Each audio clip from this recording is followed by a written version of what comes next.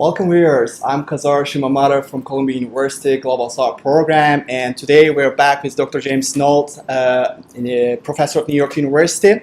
Last episode we talked about what is missing from economics. Right. And this time we'll explore a little deeper two key concepts that you mentioned, private power and strategy, last time. And let's start with a question that what are the strategies, for example, exercising creative power? Okay. Well, first of all, there's only two directions you can go in values of assets, up or down.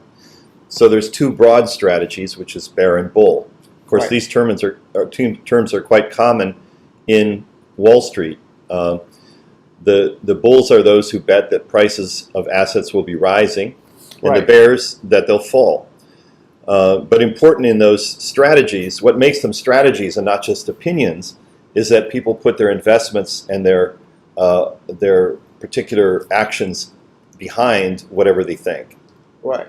Well, okay, so unlike military strategy, where you can literally go all over the map, in the financial system, there are just these two strategies that you mentioned. But how are these strategies played? And I'd like to ask specific, how can you be a bull, for example? Okay, that's getting into the details. There's many ways to be a bull. Okay, the basic thing is that bulls are the buyers of assets. Right. In other words, you're bullish in an asset if you want to buy it. Obviously, if you're an investor, you don't buy an asset unless you think the price is going to go up. You want to have a positive yield from your asset. You don't want to lose money. Well, Nobody of course. buys something in order to lose money. So the first thing you do, that's simple. Everybody understands that one. But also, if you want to increase your profits and you're strongly bullish, you really Right. believe that the asset price will go up, you Right. can do more than just buy it. You can also leverage your gains by, for example, borrowing money. That's called leverage, to increase the winnings you might have. So instead of, if I have $1,000, instead of just buying $1,000 worth of stock, if I think that stock will go up in price, I might buy $10,000 worth of stock and borrow the other 9,000. So I take 1,000 of my own money, borrow 9,000. Now I can buy 10 times as much, and of course my profit will thereby be much increased as long as the asset goes up by more than the cost of my borrowing. This is a leveraged bull strategy. That was, by the way, a very good example. Thank you very much. Yeah. And related to that, so expanding credit, you say, favors the bulls. Yes. But how does this connect to the credit power? Well, it connects to credit power because obviously part of the strategy, creditors too can be bears or bulls. Right. So part of their strategy, if the creditor themselves believes that asset prices are going to go up, or if they're big enough and they just want to cause asset prices to go up, they can expand credit. They can lend to people to purchase assets, and by that lending, that actually increases the buying power and may, in fact, create a self-fulfilling prophecy where prices go up because there's credit to buy them.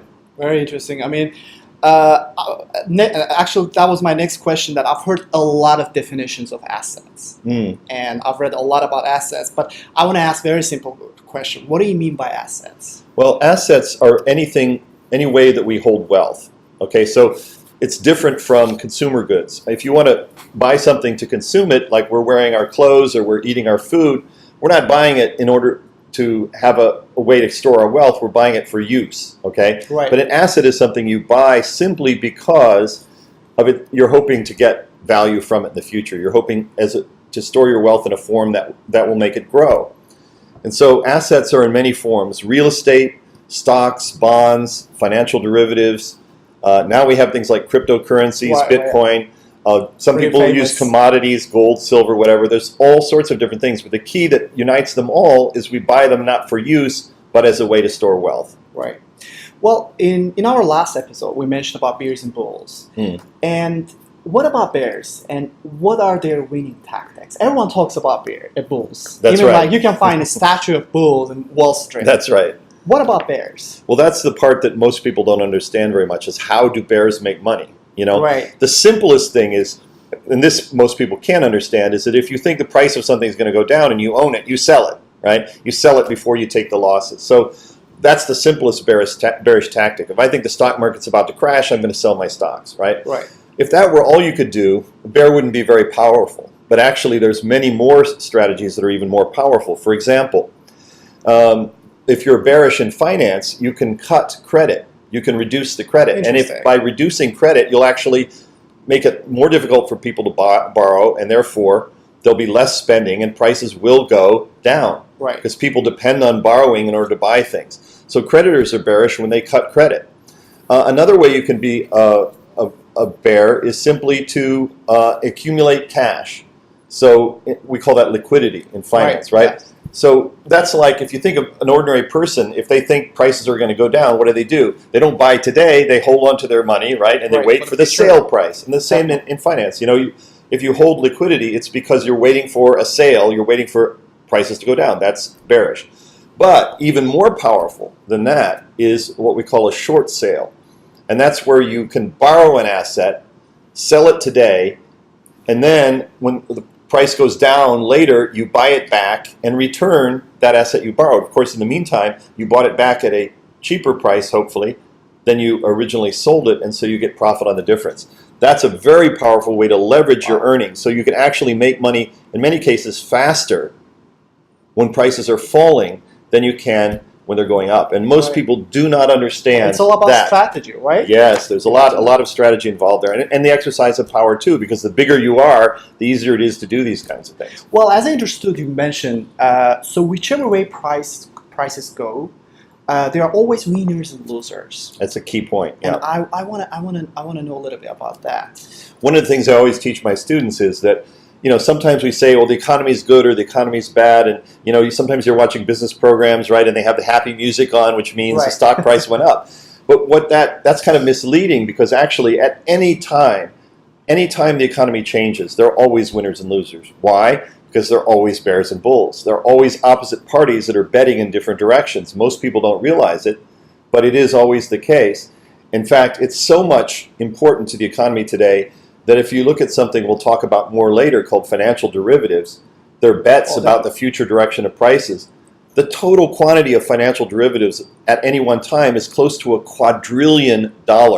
This is like 50 times bigger than the annual production in the American economy, the face value of all the derivatives out. These are all bets, and all bets are two-sided. So there are going to be winners and losers no matter which way prices move, by huge amounts. This is not a small part of the economy. This is huge. Well, really market huge. economy doesn't say that. Yeah. So is there one strategy, we mentioned strategy a lot, is there one strategy that actually kind of like trumps all others? No, it's just like the child's game of rock, paper, scissors, right? Everybody's played it at one time. There's always one strategy that beats another strategy. This is true in finance too. No matter how you play, there are times when you will lose, depending on the circumstances and depending on the opposition. That's one of the things that makes it very interesting and exciting to study political economy with this kind of perspective, because you recognize that there's no one all-powerful way to do anything. And then, in fact, you have to pay attention to the context and to the opposition to be able to use whatever is the most effective strategy in a specific circumstance. Well, my last question would be, is there any limit in either direction? What prevents, for example, bulls from expanding the economy forever?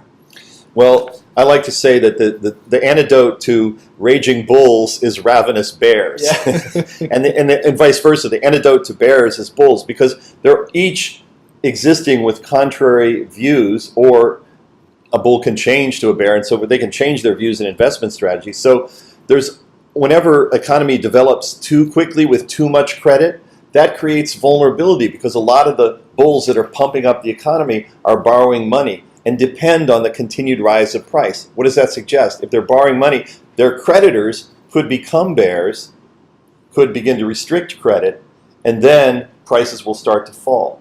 Right. And by the way, if those creditors first take short positions or bearish strategies before they cut credit, they'll also make a lot of money in the process. Well, it's not going to be forever then. Yeah. Well, thank you very much. It was very useful, and I can see you have a lot more to explore. We have a lot more to go. Yeah, absolutely, in a future episode. But that's all for this time. Yeah. And we'll return in episode 3 to discuss one of a very timely topic, very interesting topic about periodic financial crisis and the cause of financial crisis. Right, and we may have one coming up in the near future. So tune in. We'll talk about that more in next episode. Thank you very much. I really appreciate for having time.